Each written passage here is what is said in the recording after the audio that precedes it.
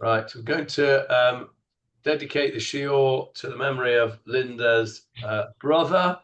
Yehuda ben Tzvi Gershon. Again, sorry? Yehuda ben Tzvi Gershon.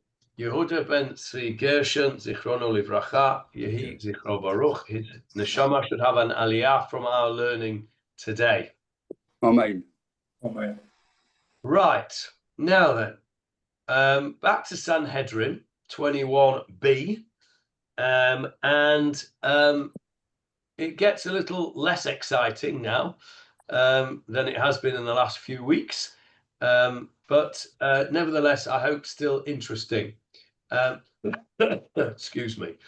Let's get up the screen straight away. We're on 21b towards the top, page 124. If you are following in the Steinsaltz, there it is on the screen for you.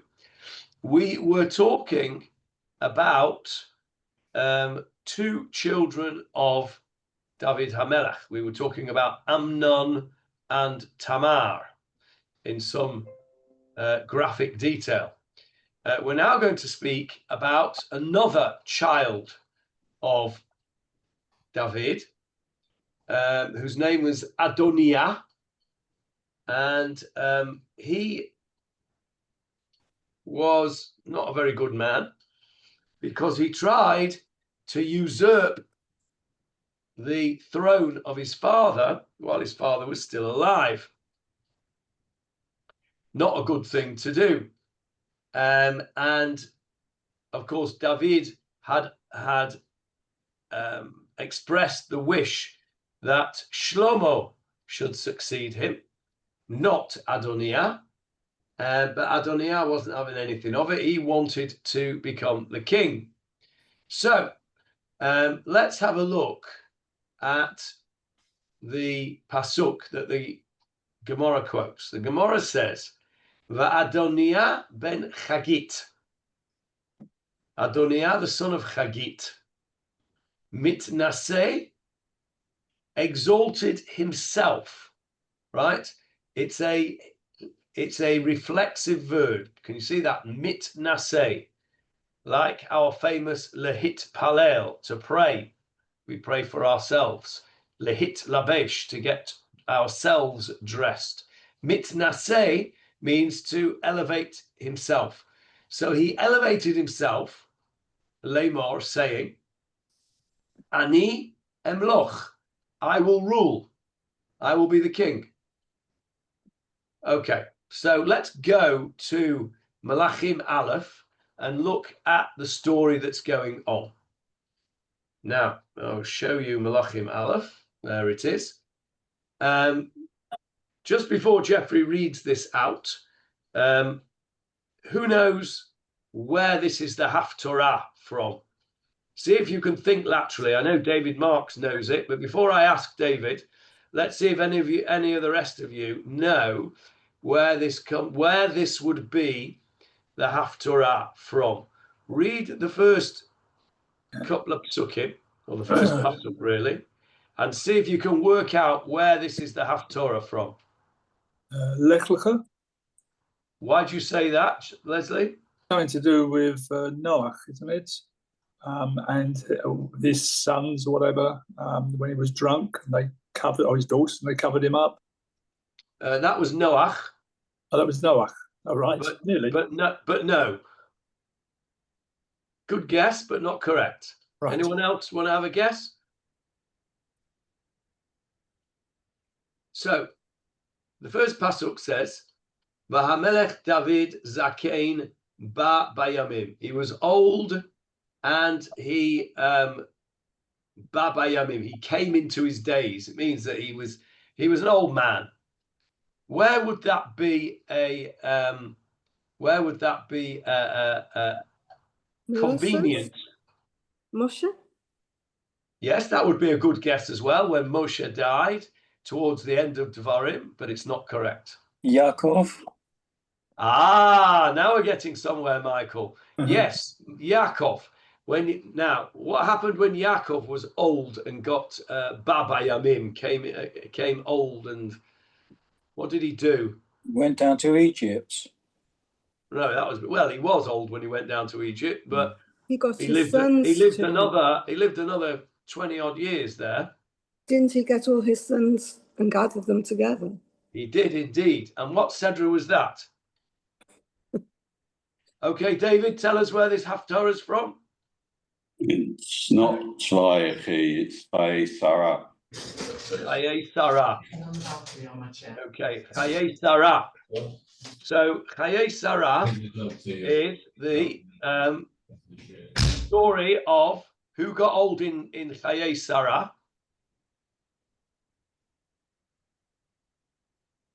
Sarah died in Chaye Sarah. Okay, and this is the end of David's life. So let's have a look at this. This was my father's favorite Haftarah, because he always used to say when this was the Haftarah that this is the first mention in the world of an electric blanket. That's what he used to say every year when we said this Haftarah. So, Jeffrey, off you go. From the screen, please. And King David was old. He came into his old age, and they covered him with clothes, but he was not warmed.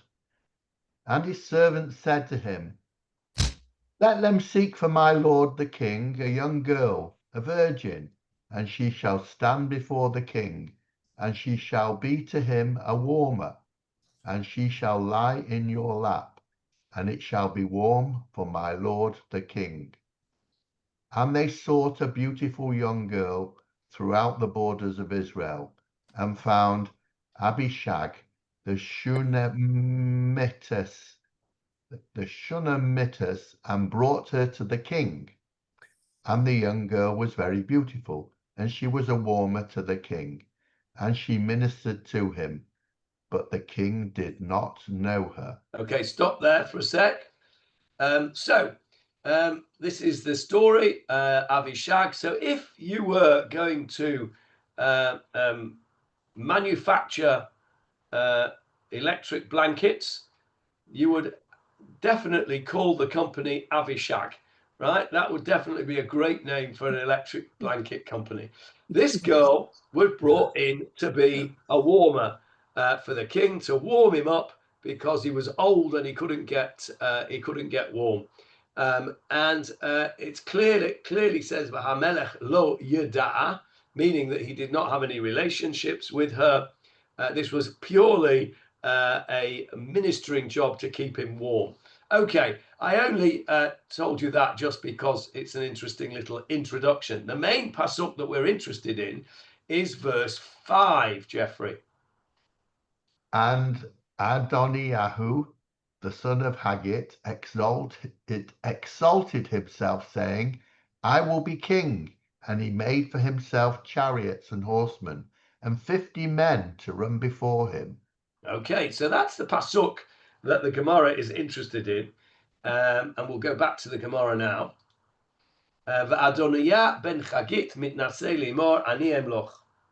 Now, there's two reasons why the Gemarah's got involved with this right now. Number one, Adoniyahu was a child of Haggit. David, thank you. And we were talking about children of David. And secondly, because earlier on, when we were talking about Amnon and Tamar, we heard the opinions of Rav Yehuda Amar Rav. Rav Yehuda in the name of Rav. And that's how the Gemarah works. It works by association of ideas and people. So while we were talking about David's children, says the Gemarah, I'll tell you something else about David's children. And by the way, it all fits in very nicely because this is Amar Rav Yehuda Amar Rav as well. So there's two reasons there why the Gemarah goes off at this particular tangent. So Amar Rav Yehuda Amar Rav. Rav Yehuda says in the name of Rav, Melamed. This comes to teach you, Shebikesh leholmo velo holamto. Now he tried leholmo. Now, very interesting. The Steinsaltz translates that as he sought for the monarchy to fit him. Velo holamto, but it did not fit him. Without looking at the note, which is the little N, anybody have any idea what we're talking about here? What's the Gemarah teaching us? He wasn't a suitable candidate. That's how you would think it, wouldn't you? You would think that he tried to make himself into a suitable candidate, but the Gemarah is telling us he wasn't a suitable candidate. And that's true. That's true. But there's something. He tried to make himself into a suitable candidate. Yeah, he tricked. Yeah, well, he tried. He thought he was a suitable candidate, and he tried to make himself into one, but he wasn't. How do we know he wasn't a suitable candidate, or how did the people know that he wasn't a suitable candidate? Well, Well, I think he's down the pecking order. Taking the horses and the chariots. Okay, that comes later. We're going to get to that next, Johnny. Yes, Jeffrey. He's down the pecking order. I mean, he's one of the later wives. It's not the earlier wives. So, I would have thought he had brothers, half brothers older than him. He probably did. I mean, he definitely did. Let me explain to you. Johnny. Yes, Jackie. Pirkei Avos says the crown of kingship, but the crown of Torah oversees them all. So maybe Torah didn't have a good name. Ah, that's interesting. The crown of kingship, crown of Torah, and a Keter Shem Tov, the crown of a good name, and he didn't have that. Very good, Jackie. I'm going to take you to something about crowns now. Let me just stop the share for a moment because I need to reshare with sound for this. I don't quite know how to do that. Share sound. There we go. Right. Right, you should have it back now. I'm going to show you something with sound. Are you all ready for this? Yeah.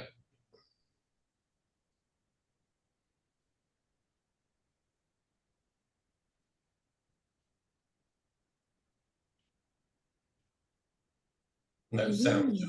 No, there isn't any sound yet. It's coming.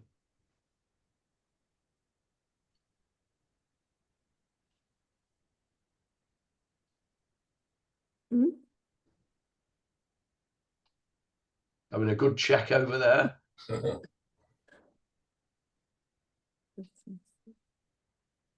Oh, you can't hear the sound. I turned it off, that's why. Anyway, he shouted, "God save the king." What a letdown. Let me show you that bit again. God save the king. God save the king. God save the king. Right, okay, that's what I wanted to show you. Okay, why did I want to show you that? Because you saw there the Archbishop put the crown on Charles's head, didn't quite fit, took it off, moved it around a bit, had a good look around, is it quite fitting? And when he was happy that the crown had fit him, he stood back and said, "God save the king." That is what this Gemarah is talking about. Fascinating idea.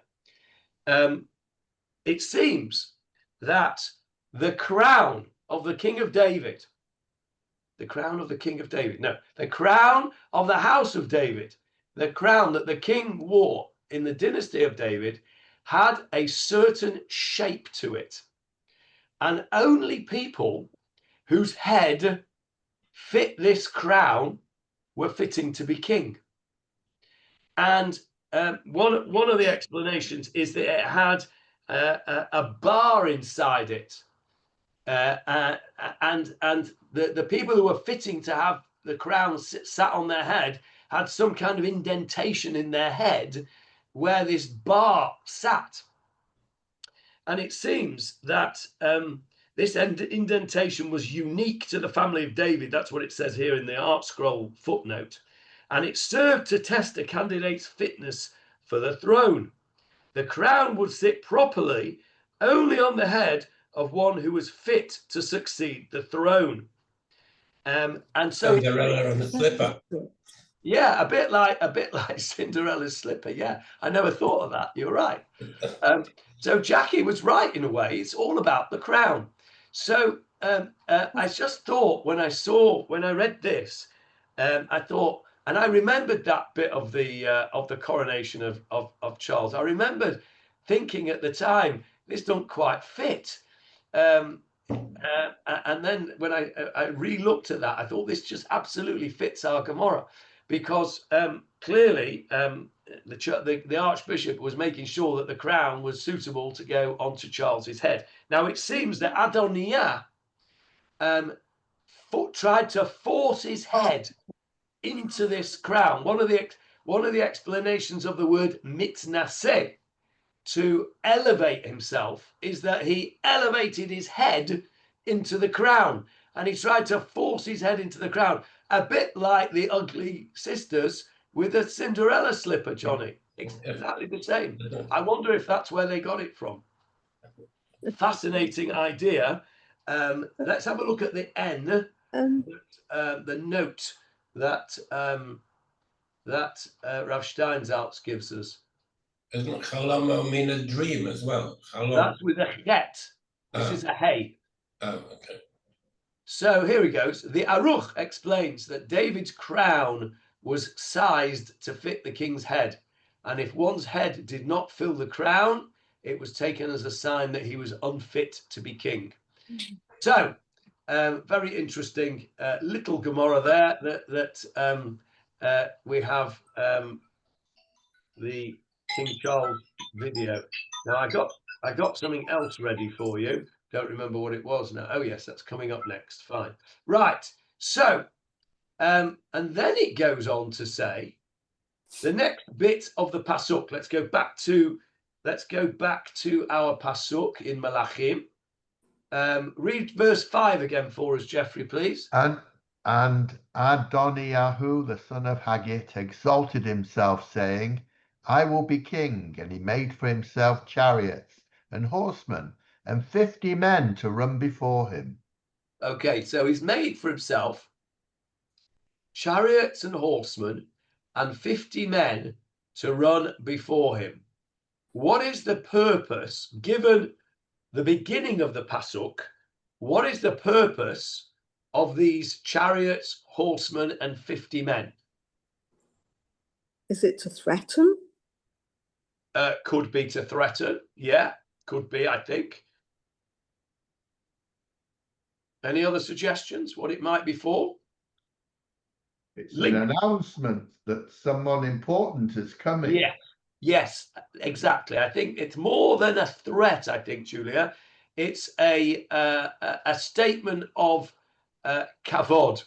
Look at me, I'm important, right? When the president of the United States arrives in Israel for a state visit, he has a motorcade of 10 vehicles in front, 10 vehicles behind.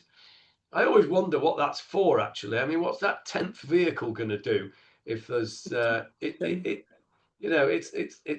do much good for Kennedy, did it?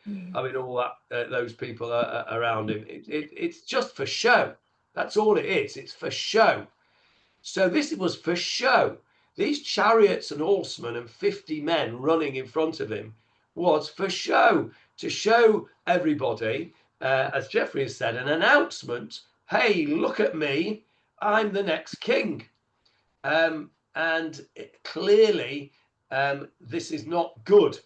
This is not good. This is not something which he should be doing. Just to confirm that, Jeffrey, oh, he's gone. No, I'm not. He's there. All right. Read verse 6 for us, Jeff. And his father had not angered him all his days, saying, Why have you done so? And he too was of very handsome appearance, and she bore him after Absalom. Right. So there's the answer to, I can't remember, I think it was Julia who said, he certainly did have older brothers. Avshalom was an older brother. We've just heard that. And his father is not very pleased with what he's done. So that's just to confirm that he wasn't very happy with it. It wasn't a good thing. So the Gemarah is now going to look at the second part of this pasuk and talk about these chariots and horsemen and 50 men. And we're going to learn something very interesting about ancient medicine in this Gemarah. Let's go back to the Gemarah.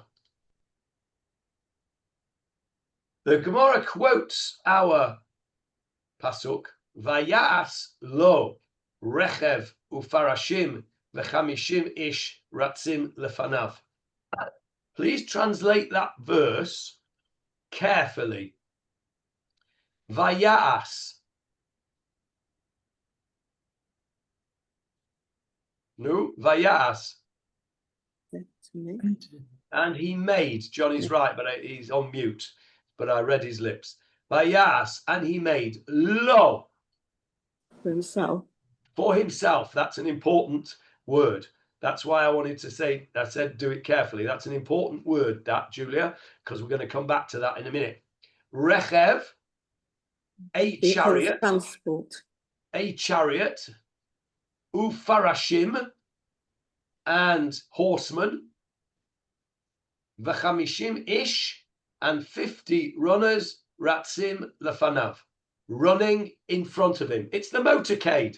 It's exactly the motorcade.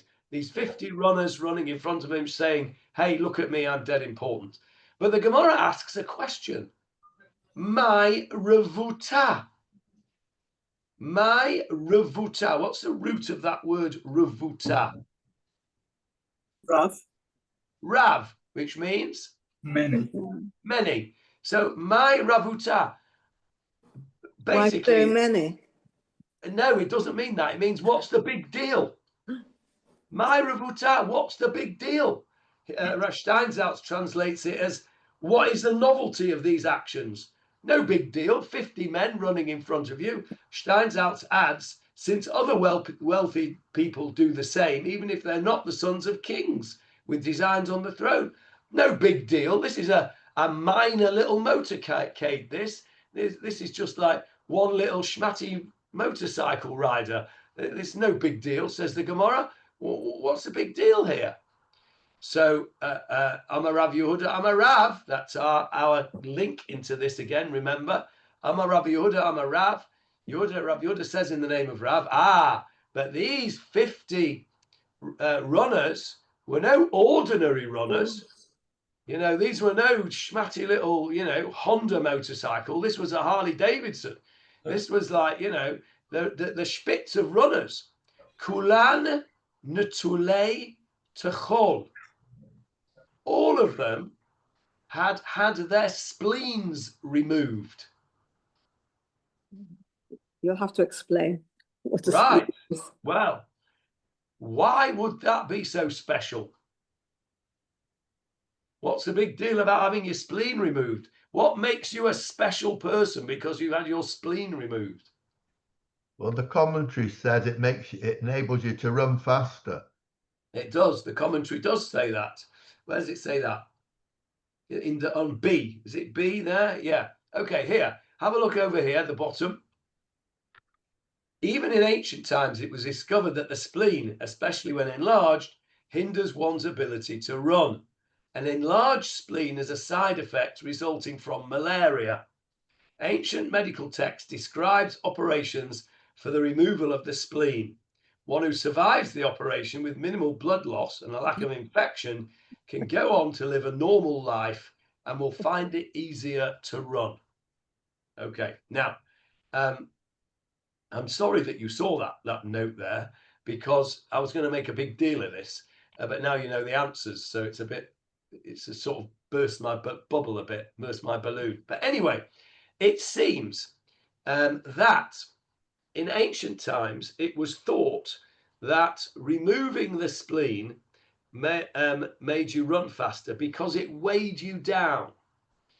Now, apparently, there were 4 specific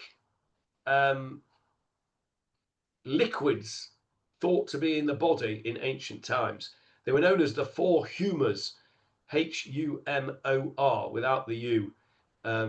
and for the we've not got any Americans. have we? American. But the English spelling of humor, as opposed to humor in the American spelling, means some kind of liquid. And one of those 4 humors was known as black bile. There was black bile, green bile, blood. I can't remember the 4th one. Probably water. But anyway, certainly one of them was black bile, which resided in the spleen. And it was thought that if you had a spleen, it would weigh you down and you wouldn't run as fast. So what they used to do was that they used to have their spleens removed. Now, there are 2 ways you can remove a spleen. One is surgically, right, which is what Steinsaltz says. And Steinsaltz alludes to the fact that in ancient times, an operation to remove the spleen was a dangerous business and you might not even survive. And so these people must have been very strong to survive that operation. But there's another way you can remove the spleen other than surgically. Dissolve it? Yes, chemically. You can take drugs to that destroy the spleen, apparently. Okay, and that's, according to one opinion, what these guys did. Right? They took stuff to destroy their spleen in order to make them run faster. Ein chadash tachat hashemesh. There is nothing new under the sun. In ancient times, people used to take drugs to enhance their performance. So if you think that, you know, the International Olympic Committee is a modern invention and drug testing and all that stuff to enhance the performance is new, here you have a brilliant example of ancient athletes taking drugs to enhance their performance. These drugs dissolved their spleen, and they thought, at least, that it made them run faster. Now, clearly, these were the top runners. So it is a big deal. That's the answer to the Gemarah's question. Why is it such a big deal? These are no ordinary runners. These are runners who've had their spleen removed, either surgically, in which case they must be very strong because they've survived a really serious operation, or they are people who've taken performance-enhancing drugs and can run faster. So they are really good athletes. That's number 1. But. Number 2. Somebody say something? No. Okay. I said but. Huh? But. Something Well, else. no, not but. And.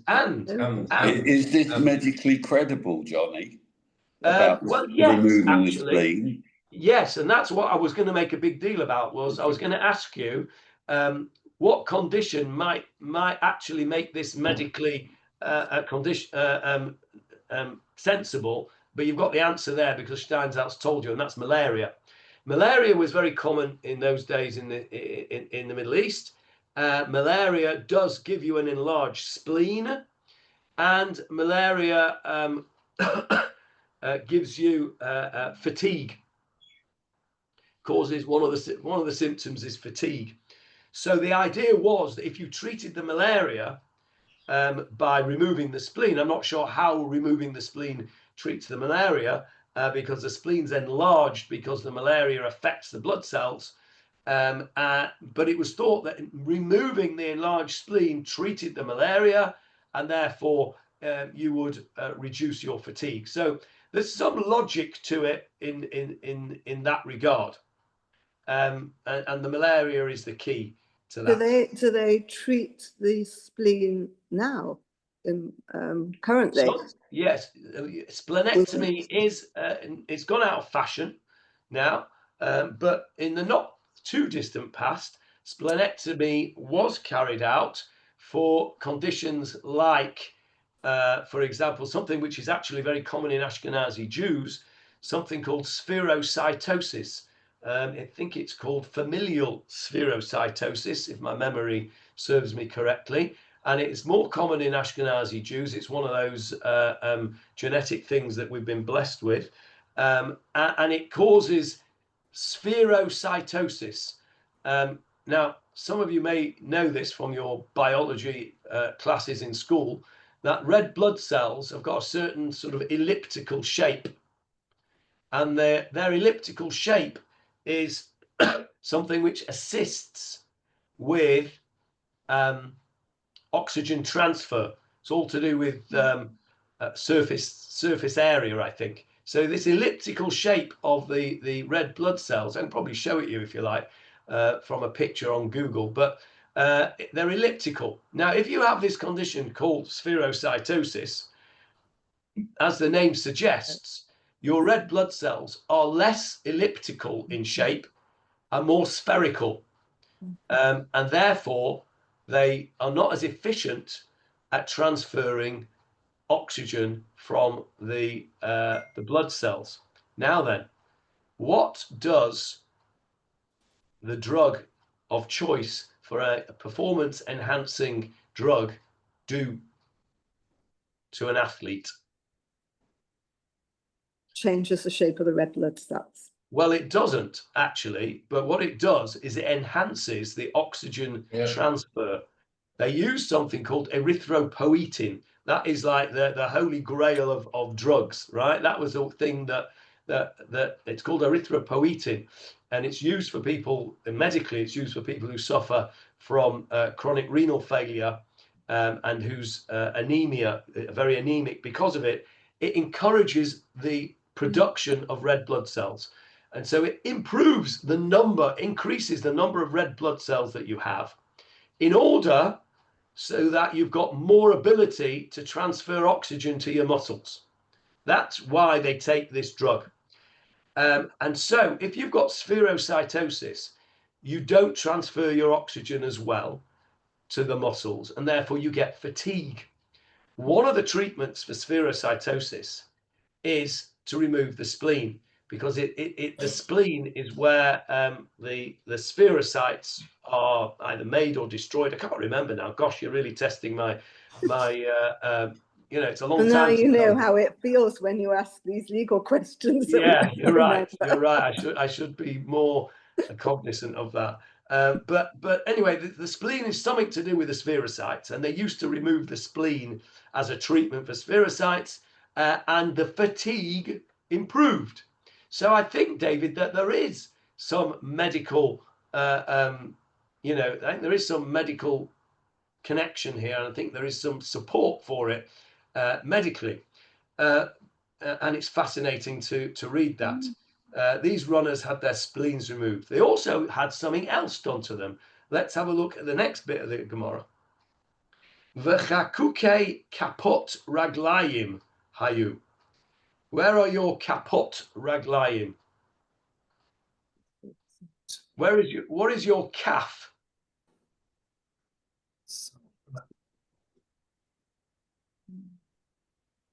Your calf is your palm.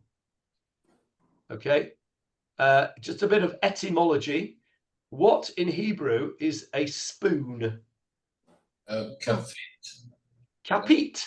Kapit, yeah. Kapit, right? What is a kapit? It's something like that, isn't it? That comes from the word calf, your palm. When you make that shape with your palm, it's like a spoon. So a kapit comes from the word calf, which means palm. So if calf is palm, what is calf regel? The palm of the feet. The palm of the feet, otherwise known as So the sole. Yes, the sole. One of my son-in-law, those of you that know my son-in-law Meds, he's a bit of a joker, and when he was learning Hebrew, he liked to translate words from English into Hebrew and use them in inappropriate manners. So, for example, he would call a watermelon, instead of an avatiach, he would call it mayim melon, and he would ask the waitress in a restaurant for mayim melon, and enjoy looking at her puzzled face. Another of his favorites was cham kelev. You know what a ham Hot keller is? dogs. A Hot hot dogs. dog. A hot dog. Right. So he also has flat feet, my son-in-law, and so he wears stuff inside his shoes, which we would call Orthotics. insoles. Yeah, we're not as posh as orthotics, Jeffrey. We'd call them insoles. So he calls them his benefices. Okay. Insoles, very good. Insoles. Yeah. I digress, but it's funny. Anyway, so your soul is your calf regel. Okay, your calf regel is your soul. So what happened to these runners was they had chakuke, and if you look in the Steinsaltz translation, he translates it as they had their feet, the soles of their feet, hollowed out. Another performance enhancing procedure.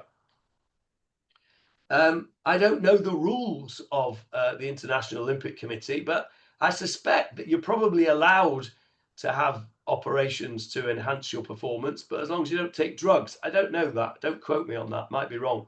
But they had their feet hollowed out. Rav Steinsaltz says at the bottom here, this is possibly a reference to orthopaedic surgery to correct abnormal arches. So a bit like putting benefices in your running shoes. The art scroll says something slightly different. What does the art scroll say? I read it earlier on. Johnny, wouldn't it be more likely they took all their bunions off or something like that, so they had nice smooth feet? Yeah, well, yeah, the bunions are at the side, aren't they? Yeah. So they definitely wanted smooth. By the way, that's a very good observation, Jackie. I wonder whether it is a smoothing out, because the the art scroll says with the flesh, and then they put in brackets, and the nerves. That's interesting. The flesh and the nerves of the soles of the feet were removed, and then a runner would be able to travel over thorns and sharp objects without feeling pain. That's according to Rashi. So according to Rashi, they had the surface scraped off, including the cutaneous nerve supply. Those of you who know, but anybody ever had their feet tickled by their grandchildren? Right? It's awful. I hate having my feet, and nobody's allowed to touch my feet. Right? Feet are very, very sensitive. Right? So if you have your feet touched, they're very ticklish usually, because there's a lot of nerves in the palm of the hand and also in the sole of the foot. So it seems, according to Rashi, that they would scrape the skin off to get rid of the nerves in the feet, because they used to run barefoot. They didn't wear sandals, because sandals would slow them down. They used to run barefoot. And if you had no nerves in your feet, you could tread on all sorts of things and it wouldn't stop you. So these guys had gone to really incredible lengths to be the best runners they could possibly be. They had their spleens removed and they've had their feet flayed. And so you can see the answer to the Gemarah's question, my Ravuta, what's the big deal? It is a big deal. These were like, really top class athletes who'd gone to great extremes to be fine runners. And Adoniyahu had got hold of 50 of these people in an exhibition. I think somebody used that word earlier on, in an exhibition of power, of threat, maybe, certainly of kavod, that I'm going to be the next king. And that was what he did. Didn't help him, of course, because he did not become the next king. Who was the next king after David? Solomon, correct. Right. He would have to pay them, wouldn't he? Presumably. One would have thought so, yeah. Nobody does anything for nothing. No, I wonder where he got to be. Well, he was a king's son, so he's probably rich. Yeah. Well, we don't know how old he was at the time, do we? Good question. Don't know. Maybe somebody can ask ChatGPT while we're. But we've already had actually. It follows on from David being very old. So So he's probably he's not a youngster. Yeah. He is very old. That is true. Although, how old was David when he died? He wasn't that old. He only ruled for 40 years. I think I picked up. He did rule for 40 years. How old was he when he died? 60 something. Good guess. 75, I think. Also a good guess, but not quite right. David, how old was David when he died? I don't know. He was 70. Died on his 70th birthday on Shavuot. How do we know that? There's a midrash. There's a midrash that tells us that Adam Harishon, how old was he when he died? 30, 40. 9:30. Very good, David. I could see all the cogs of your mind working there, laning Sefer Bereshit in your head. Yes, he was 930 years old when he died, apparently, whatever that means. The Midrash tells us that actually he was meant to live for 1,000 years. David HaMelech was meant to die on the day he was born. I don't know what this means. It's a shame Hannah's not here because she's the expert in all these, metaphysical sort of stuff. One sec, Jeff. I'll just finish off the story.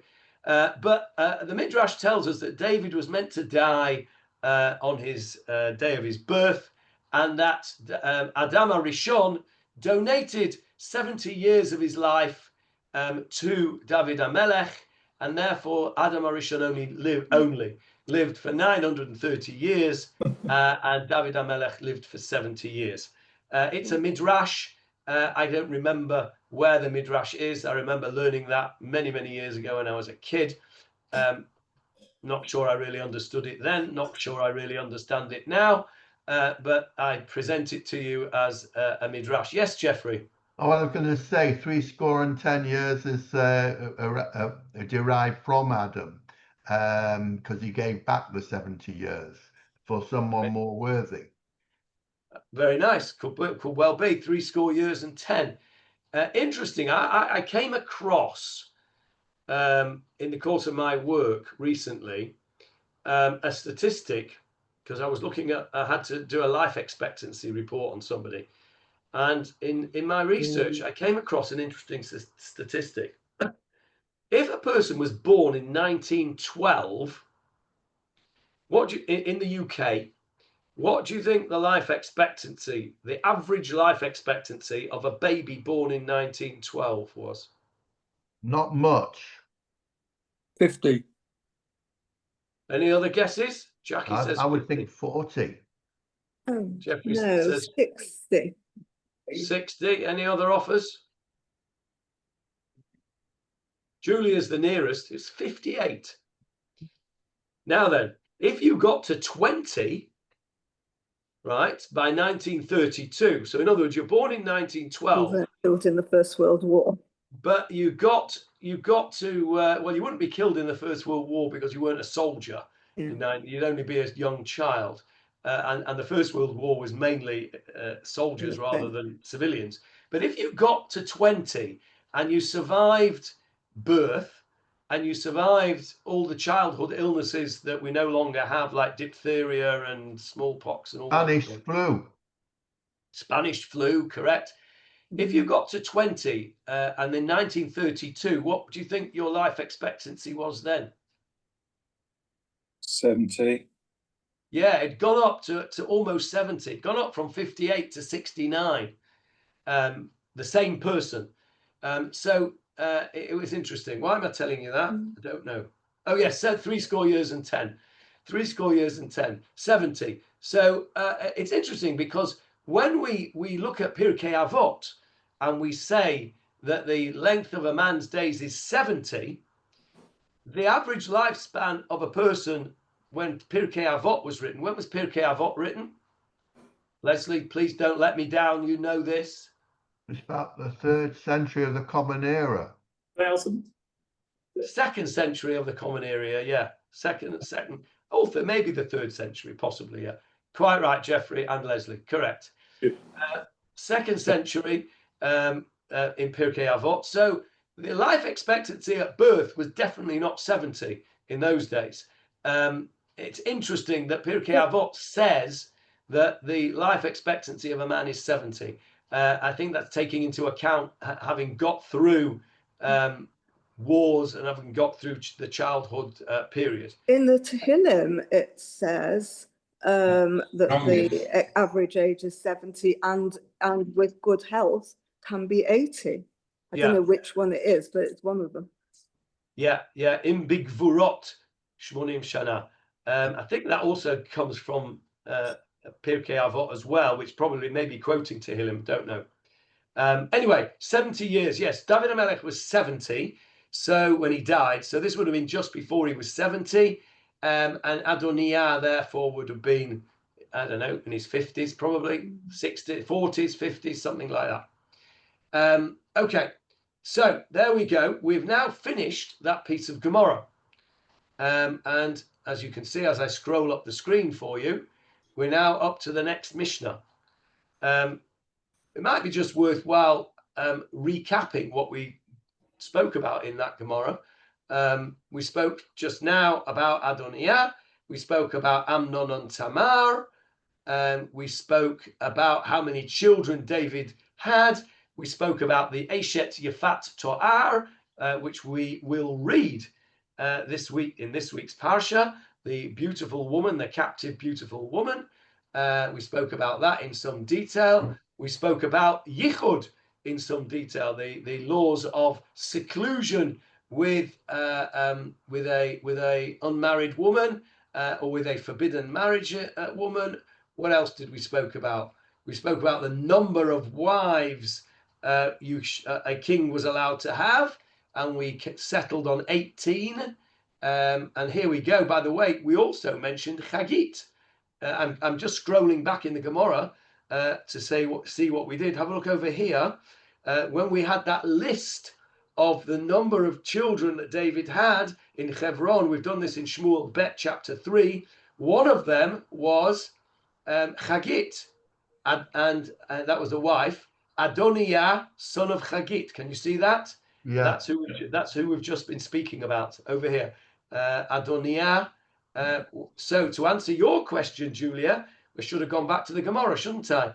Harvi'i, the 4th one, was Adoniyahu ben Chagit. So certainly not, as you said, top of the pecking order. What else did we do? We did, this was all about number of wives. And that was it, really. That was what we've done in the Gemarah. Lots of Gemarah on that previous Mishnah. So now we're up to the new Mishnah. Let's do the new Mishnah today. Have I gone too far? No, there we are. Here we go. Let's do the new Mishnah today, or start it at least, and see where we get to. If you remember, the previous Mishnah started with a king should not have too many wives. And we asked a question, if you remember, why wives first and not the horses first?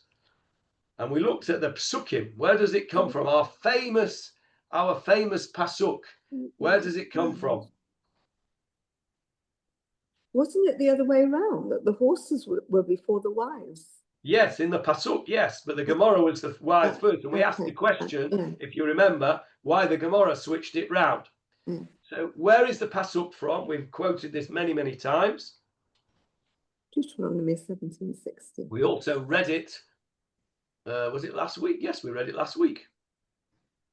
It was in Parshat Shoftim. There it is, chapter 17 of Dvarim. Jeffrey, on the screen, please. Verse 15 to 18, please. You shall set a king over you, one whom the Lord your God chooses from among your brothers. You shall set a king over yourself. You shall not appoint a foreigner over yourself. one who is not your brother. Only he may not acquire many horses for himself, so that he will not bring the people back to Egypt in order to acquire many horses. For the Lord said to you, you shall not return that way any more. And he shall not take many wives for himself, and his heart must not turn away. And he shall not acquire much silver and gold for himself.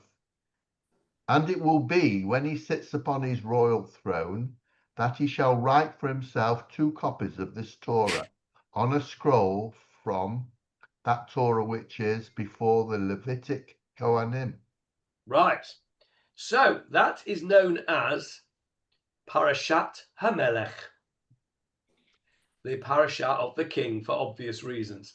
It tells us about the limitations of a king and the obligations of a king.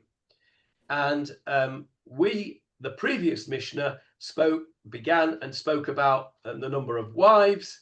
And we asked the question, why didn't it begin with horses? Because horses was first. Well, we've got to the horses now. We're now going to speak about the horses. And this Mishnah quotes that pasuk. Lo yarbe lo susim. The king shall not accumulate for himself horses. So previously, if you remember, when we spoke about the wives, how did we tackle that? What we did was we said, well, okay, he's not allowed to have a lot of wives. What does that mean, a lot of wives? For some people, 1 is a lot, right? I mean, and then we said, well, you can't have 1,000 like Shlomo had. You can have, and we ended up with 18 like David. So we've got to ask the same sort of question with regard to the horses. When it says you shouldn't have a lot of horses, what does that mean? The number What do you that David, understand? What do you understand by that, Julia? A lot of horses. you shouldn't have more than the number that David had, presumably. All And he right, was that a would be fighter, so that he would must be have a- had quite a lot. Oh, okay. That would be a good place to start, wouldn't it? Because we've got precedent on that with the wives' business. So there's Julia thinking like a lawyer, looking for precedent. And we have precedent. We said we looked to David to see how many wives he had. And we said, well, that's all right. So let's look to David and see how many horses he had. Well, and then Julia said, well, that's because he was a fighter. He probably had quite a lot. And that's more or less what the Gemarah says, actually, Julie, not with respect to David, but with respect to the need for horses. Because the Gemarah says, Ella, rather, he should only have as many horses as is necessary, kedei merkavto. What word can you see in the middle of that word? Rechev, Rechev. And what is a rechev, Johnny? a car. It is a car. Go on a chariot. A chariot. Today it means a car. In the Gemarah time, it meant a chariot. So It means a vehicle. the Gemarah tells us that what it means is you shall not have a lot of horses. It means you're allowed to have only enough for your chariots. Now, what were your chariots for? Warfare. Warfare, correct. They were for warfare. How many chariots did Pharaoh bring out of Egypt to chase the Bnei Yisrael? 600? Thousand. Yes, very good, Jackie. Mm. Very good, 600. Very good, 600 chariots. So, chariots are a vessel of war. What would we call them today? Tanks. Tanks.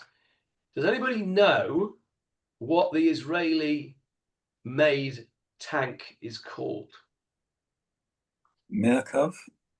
Almost, yes. Merkava. Very good. Merkava. I think we're on Merkava Arba now. I think we're on the 4th version of it. But they're called Merkava, yeah. The American tanks in the Second World War were called? German. Sherman, correct. And the British ones? Chieftain. Chieftain, yeah. Well, the Israeli ones are called Merkava. There's another example. By the way, I was, when I was, I think, I was teaching the Nigerian youth guys last week. One of the things that came up as a sort of by the way was we were talking about the Anshe Knesset Agdola because we were talking about prayer. They asked me to do a shiur on prayer. So I was speaking about prayer, and I was telling them the Anshe Knesset Agdola were the ones who had written most of our prayers. And I said to them that there were 120 of the Anshe Knesset Agdola, which is why there are 120 members of the Knesset today. Don't know if you realized that. No. That the number of MKs in today's Knesset is based on the Anshe Knesset Agdola. It's 120. And so then I set them a challenge for the next, gave them some homework for the next shiur to see what they could come up with of modern day Israeli things which had their roots in ancient things. Now, neither they nor I came up with the Merkava chariot, but that would have been exactly one of them. We came up with all sorts of other things. Can't remember them now, but there were loads. They came up with loads. They were brilliant. These young folk. They came up with all sorts of interesting things. One of them I recall was the symbol of the State of Israel, which is the golden menorah from the Bet Mikdash. The symbol of the tourism, Ministry of Tourism, what's that? Grapes and the thing from the spies. Yeah, the spies bringing back the grapes, correct. All sorts of things they came up with. And it was brilliant. But one of them they didn't come up with, and neither did I, was the Merkava. As Michael says, this is the name of the tank. So they're talking about the tanks here, chariots back in.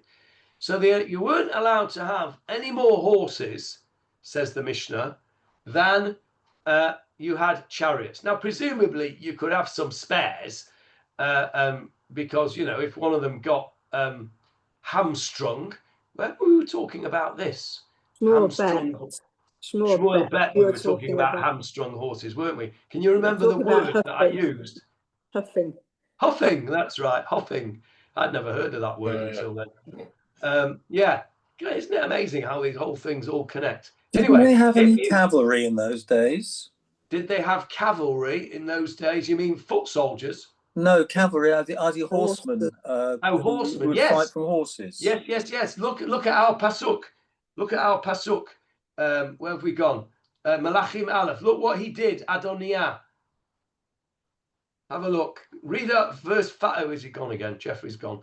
I'll read it. And Adoniyahu, the son of Chagith, exalted himself, saying, I will be king. And he made for himself chariots and horsemen, and 50 men to run before him. See that, Michael? Horsemen.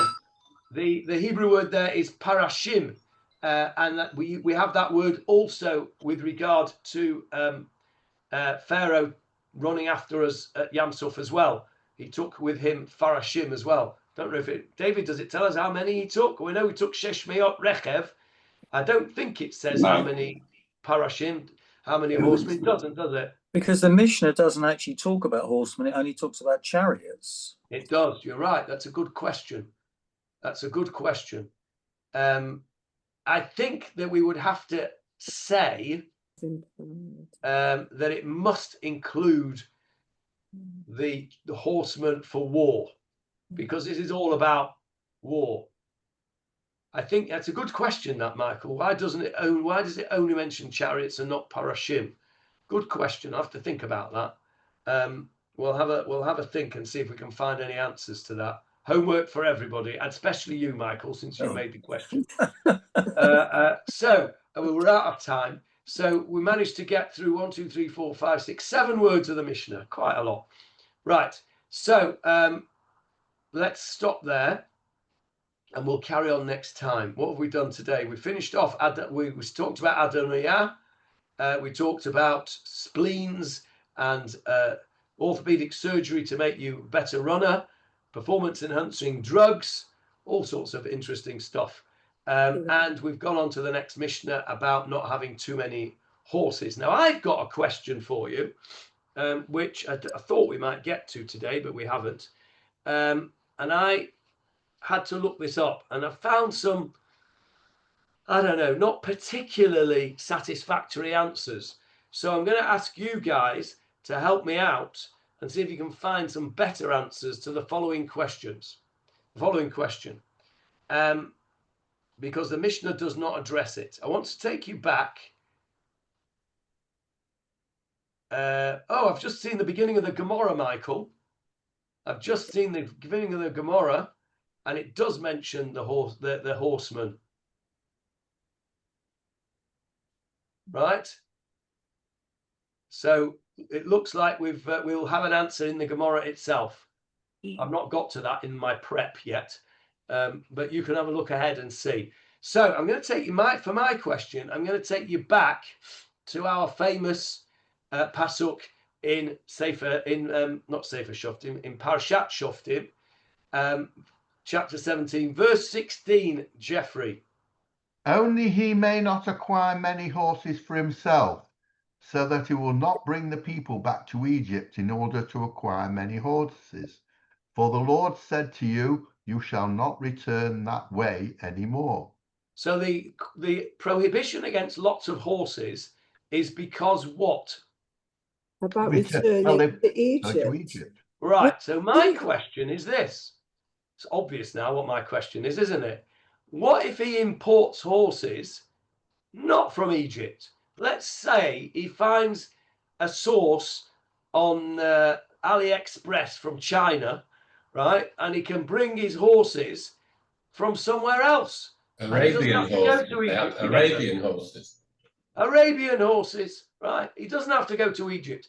Is the prohibition, which seems from the Torah itself to be linked to going back to Egypt, is that prohibition still a prohibition regarding non-Egyptian horses? That's the question that I have set. I've got a few, don't tell me now. It's next week's, we'll start with that next week and Michael's answer. I've got a few answers, not particularly happy with them. So I'll be very interested to hear your answers next week. Didn't you discuss this with Hannah at the end of the Shmuel Bet? I think we touched on it, didn't we? Yeah. Yeah, we did touch on it, but I don't think we came to a conclusion. I think she'll have a view. Okay, well, I'm sure that she will listen to the recording. She did tell me she wasn't coming today and that she will catch up the recording. So that should be, we'll hear what she's got to say next week. All right, any questions on what we've done today? No. Okay, in that case, I